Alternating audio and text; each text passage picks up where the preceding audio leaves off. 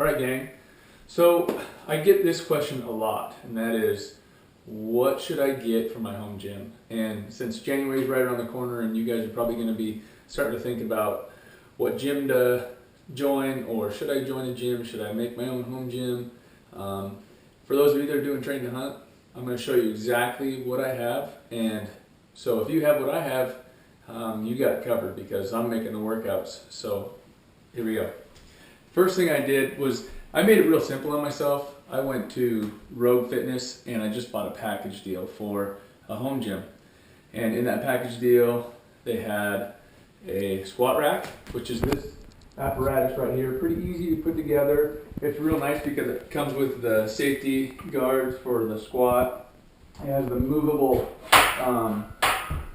basically the J hooks here. They can go on the front or in the middle here.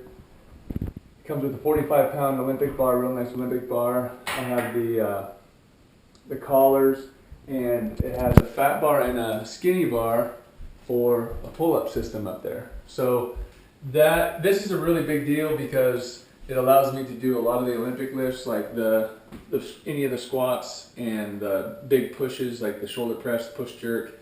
I can take it off the rack rather than take it off the floor. There's nothing wrong with taking it off the floor, but mainly the squats, this is a big deal because having to take the weight off the floor, put it on your back, and then try to perform squats is pretty tough.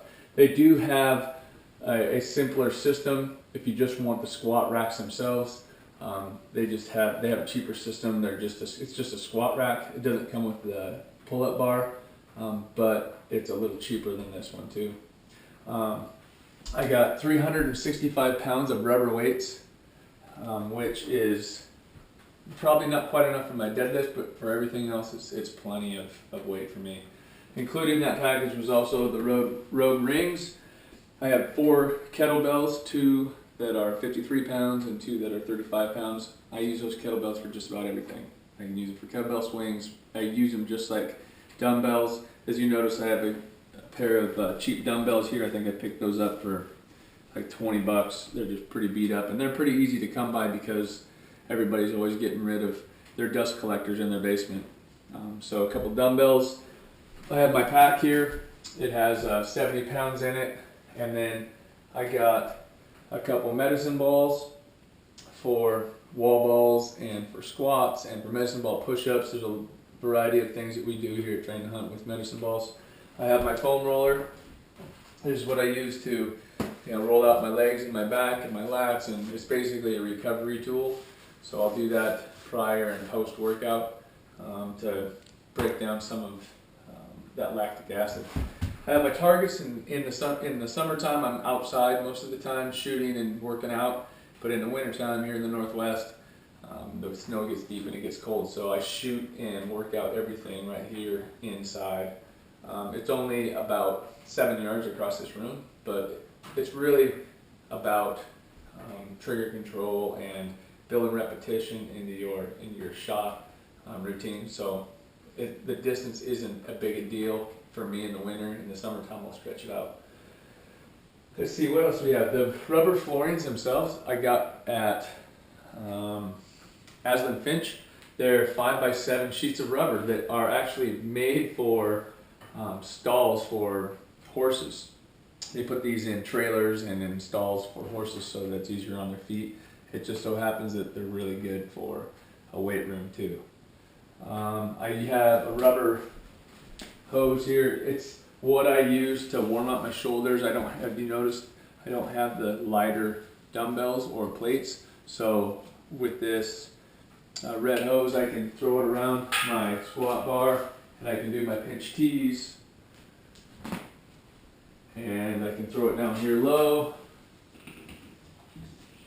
and do my pinch Ys.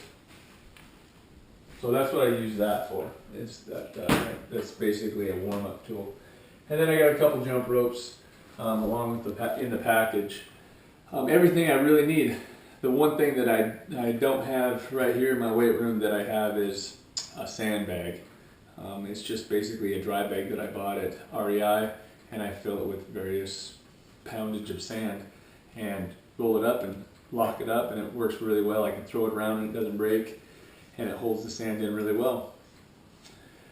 Tires are outside. Sledgehammer's outside. I don't do much of that in the wintertime just because the ceiling's not high enough, and a tire takes up most of the space in here. So that's it, you guys. If you can get those simple tools in your home gym, then you too will have everything it takes to perform about 95% of train to hunt workouts, and believe me, they're effective.